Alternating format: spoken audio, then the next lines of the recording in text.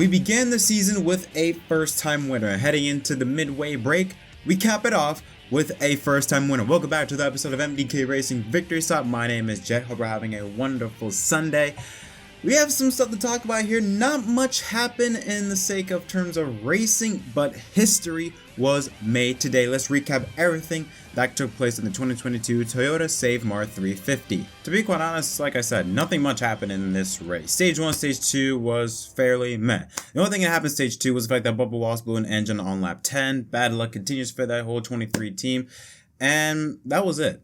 Kyle Larson led Stage 1 wire to wire. Stage 2, again, nothing happened. Chase Elliott was in second place because Kyle Larson stayed out to win the stage. So because of that, he had to start at the rear to begin Stage 2. Chase Elliott was one of many that pitted to prepare for Stage 2 after Stage 1. And again, Chase Elliott was going to lead from start to finish, it seemed, until the final, or at least the only round of pit stops in Stage number 2, where Chase Elliott got busted for a penalty on pit road. So Elliott left his pit stall, but when he did that, he was called back immediately to come back to his pit stall because the left rear tire was not tightened. Unfortunately, though, when the crew came over the wall to fix that issue, Chase Elliott's front bumper was still outside of his stall. So because of that, he had been issued a penalty and had been sent to the rear of the field. Also, Tyler Reddick was also busted for speeding. That gave the lead to begin Stage 3 over to Chris Buescher. So here's a look at the top 10 that finished in Stage 1 and Stage 2. The reason why Joe Logano won the stage was because him, Almirola, and Gilliland were some of the 9 drivers that stayed out to earn stage points. Like I said, though, Chris Buescher would become the race leader. However, he began the stage not that well. He had the lead for about 3 corners until Turn 4A, where he lost it, went way out wide, and that allowed Daniel Suarez to come by sneakily to the inside to take the lead. You had Ross Chastain pissing off more people through a very unnecessary block in front of Kyle Larson, which sent him into Austin Dillon.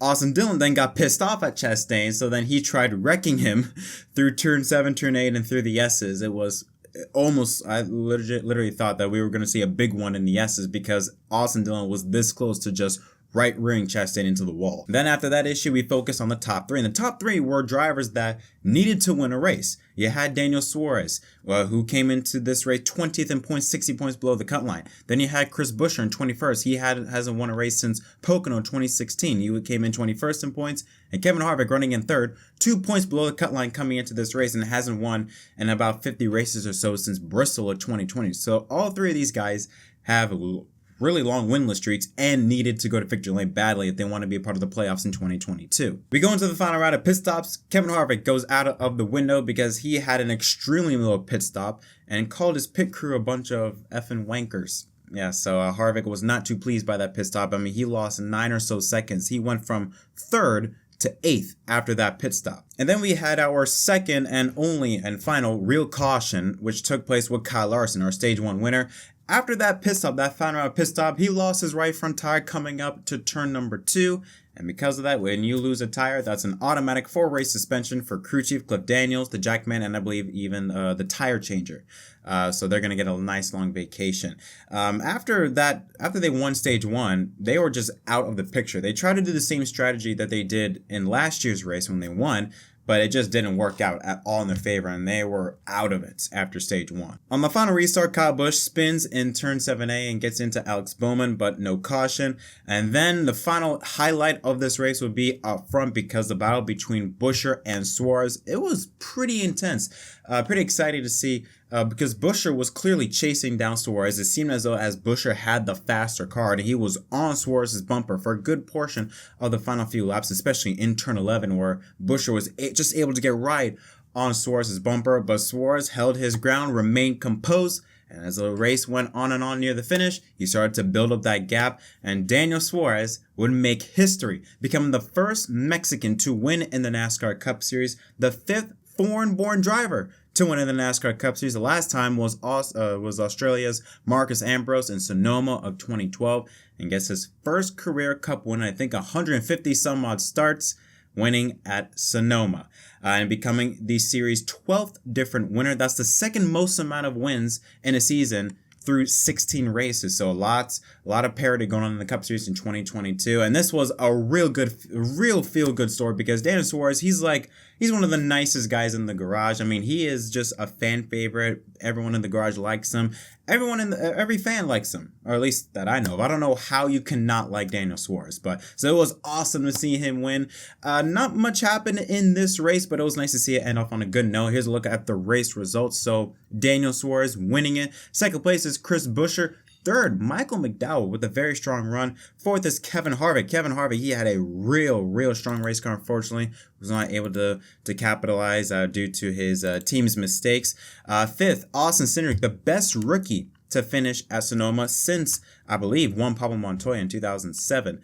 His teammate Ryan Blaney in 6th, Chastain 7th, Chase Elliott, William Byron, teammates 8th and 9th, and Brad Keselowski. Top 10 finish for RFK Racing, finally. I think that's Brad Keselowski's first top 10 since Daytona, the Daytona 500. So it's been a while since we've seen that 6 car show any type of speed. Austin Dillon at 11th, Justin Haley 12th, Briscoe, Almirola, and Kyle Larson top 15. Alex Bowman, Joey Logano, Kurt Busch, AJ Allmendinger, and Joey Hand the top 20. Cole Custer, Eric Jones, Ty Dillon, Todd Gilliland, Ricky Stenhouse Jr., Martin Truex Jr., Christopher Bell, Harrison Byrne, Landon Castle, and Kyle Busch the top 30. Denny Hamlin finishes 31st. He came off pit road as well as Martin Truex Jr. with around, I think, 10 or 9 or so laps ago, so that's why they finished so low. Cody Ware 32nd, Scott Hecker 33rd, Corey LaJoie, Tyler Reddick, who had an issue midway through the race. He had to pull off the track, go into the garage, and Bubba Wallace, with his engine expiring, finishes dead last. And here's a look at the playoff grid as we enter into the midway break. Now 12 drivers colored in green. Daniel Suarez, like I said, becomes the series' 12th different winner. Ryan Blaney and Martin Truex Jr. both have a 1-race buffer, plus 95, plus 65. Christopher Bell, plus 28, and Eric Almirola holds the final spot, 7 points above his teammate Kevin Harvick. Minus 42 for Reddick, minus 47 for teammate Austin Dillon, and Eric Jones now minus 55. Again, not much to go off of during the race. It was your typical Sonoma race. Nothing much happened. There was a good amount of strategy, it seemed, at the beginning of stage number 1, but then stage number 2, everyone else pitted, so everyone's almost on the same type of strategy. But it was cool to see different drivers started popping up. At first, we expected, or at least it looked as though after stage 1, that's going to be Hendrick domination. You know, with Larson and Elliott, look like what we saw at the end of last year's race, 1 and 2 battling for the win. But then you throw Harvick in the mix. You throw McDowell, Chris Buescher. Surprisingly, no one expected Buescher to have the race he had today. Shows some real strong performance out of that 17 car. But after stage 1, Hendrick was pretty quiet. It was quite surprising to see. Joe Gibbs Racing, also, they didn't show much. I mean, Truex, he had an off day. Even with Cole Pearn back at the helm, he just had a real bad day, and I think that retirement speech is almost imminent for that 19 driver. But yeah, the drivers that we were expecting to be out front, you know, your Logano's, your Kyle Busch's, you know, the drivers that have been dominating, or at least been out front for the season, they weren't there at all. You know, like I mentioned, Suarez, Buescher, McDowell, they were the front runners in that second half of the race. Cindric running strong, even though you know how well he can do on road courses. Still, to see a rookie that far up in the field was really impressive to see. And yeah, it was just quite an interesting mix of drivers that would be battling for the win. And McDowell, they have been putting on some strong results in 2022. That's their 6th top 10 finish of 2022, which is the most from Michael McDowell this year. They finished 8th in the Coke 600 a couple weeks ago, 7th at the Darlington, and 2 back-to-back finishes at Bristol and Talladega. They've been building up some pretty strong momentum with that 34 team, but especially Trackhouse. I mean, they're the big story with Daniel Suarez, the journey he's been on since he came into NASCAR from Mexico, coming to the United States.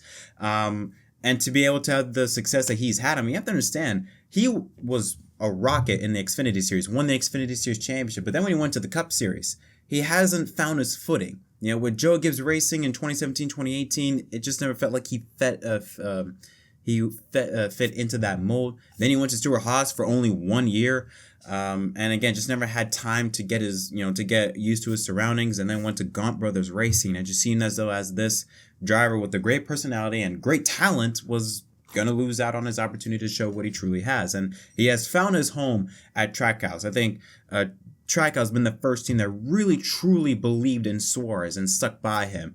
And with the adversity that he went through, even when he was at Trackhouse, you know, those growing pains of the first year, and then Chastain coming in this year, winning 2 races out of the gate.